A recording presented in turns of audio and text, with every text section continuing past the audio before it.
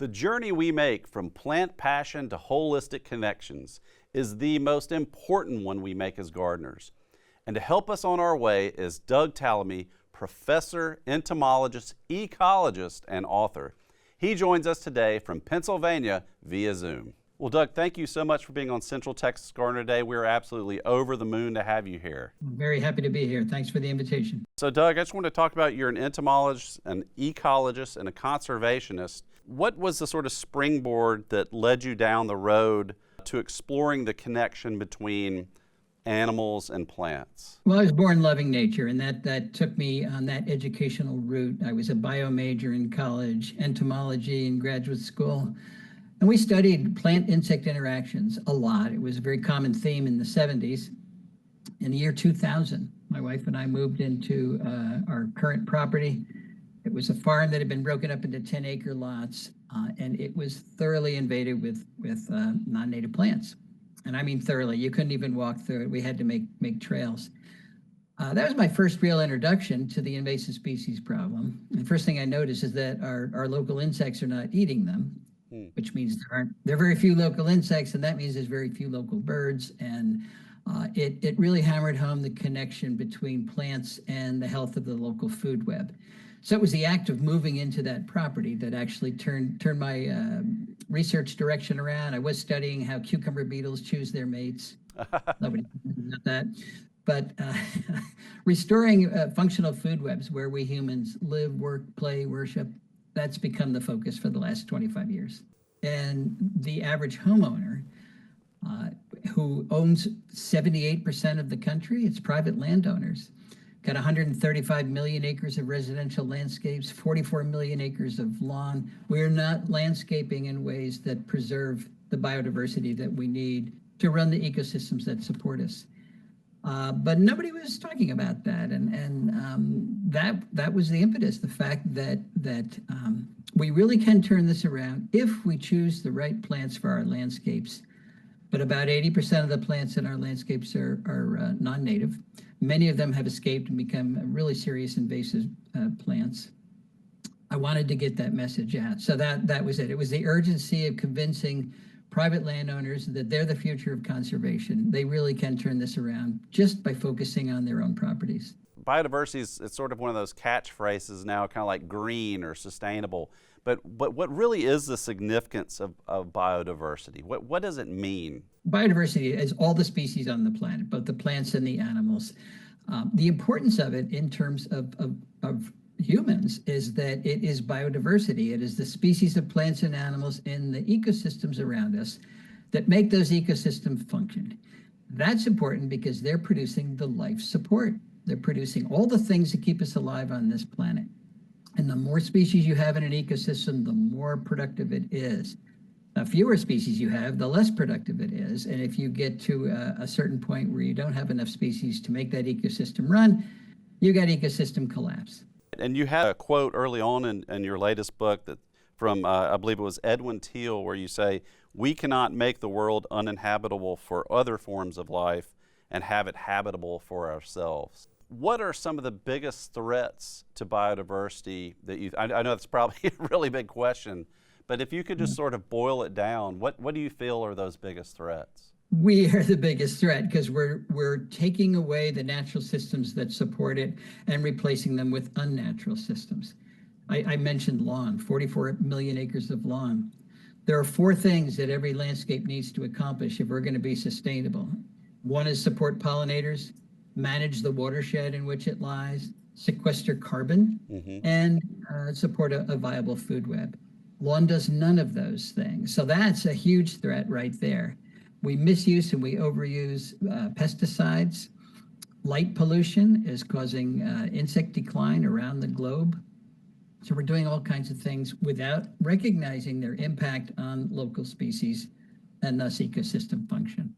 There are some species that are superheroes, right? These keystone species. What is a keystone species? Well, if you remember the Roman arch, the keystone is the stone in the middle of that arch. And if you take that stone out, the whole arch collapses. That's the role of a keystone species. If you take it out of your ecosystem, the ecosystem collapses. I usually talk about keystone plants in terms of their roles in food webs. 14% of our native plants are supporting 90% of the caterpillars that are out there. And the caterpillars are the most important part of our insect-based food web because they're transferring more energy from plants to other animals than any other type of plant eater. So we absolutely need the plants that support the caterpillars in our terrestrial ecosystems. Oaks, #1 keystone plant in 84% of the counties in which they occur. Across the country, they support about 1,000 species of caterpillars. Compared to, let's say, crepe myrtle supports what, 1 or 2? Not gonna cut the mustard. So we've got to choose the most powerful plants in terms of getting the energy from plants to other animals. Remember, it's plants that are capturing energy from the sun and turning it into the food that all animals depend on. Well, if you don't get that food to the animals, you don't have any animals. And when we choose plants from other continents, they're very poor at sharing that energy. So that's why we need to focus on native plants. There's a lot of questions we get from folks about the native plant versus a cultivar versus a non-native, and then of course you throw into the mix now there are these nativars, so to speak, that people are developing. What's your take on that? Well, and a cultivar / nativar is just a genetic variant of a straight species.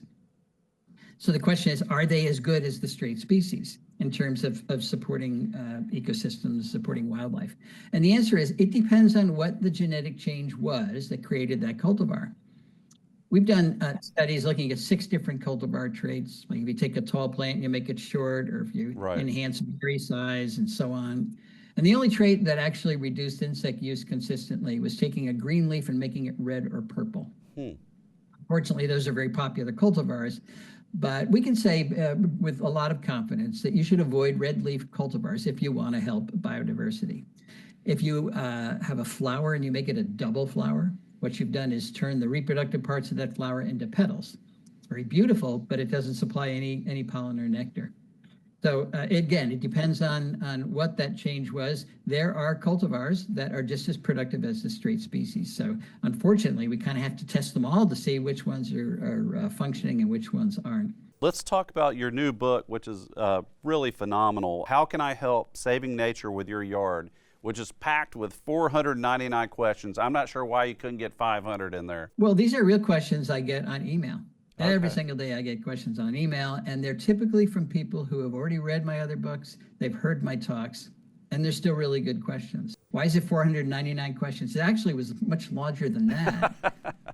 Timber Press said, oh, this is too big, and they started tossing them here and there, and then it turned out to be 499. One of the big takeaways, especially when that last chapter is you note that, if you're getting into this and you're wanting to do something positive, it can feel extremely overwhelming for the person that's just starting to dip their toes in.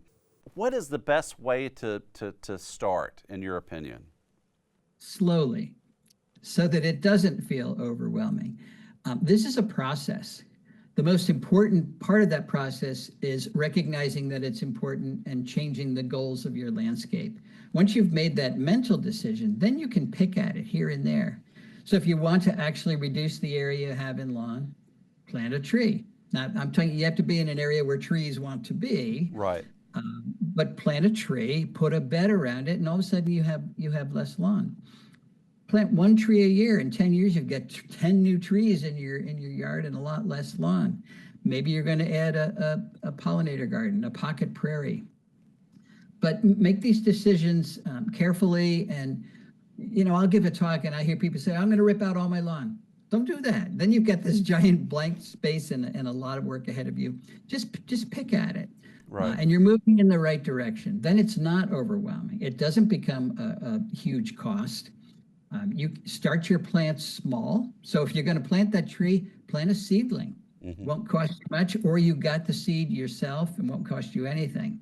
And in 10 years, they will be bigger and healthier than that big tree you spent $1,000 on. I have to mention Homegrown National Park, a wonderful concept.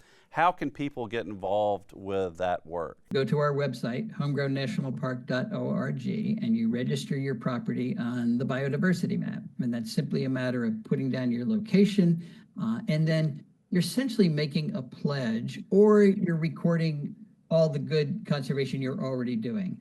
But let's say you really do want to reduce the area of lawn. You say, okay, it's I'm going to reduce this much. You put that in the database, and then it doesn't mean you have to have finished, but that's your pledge.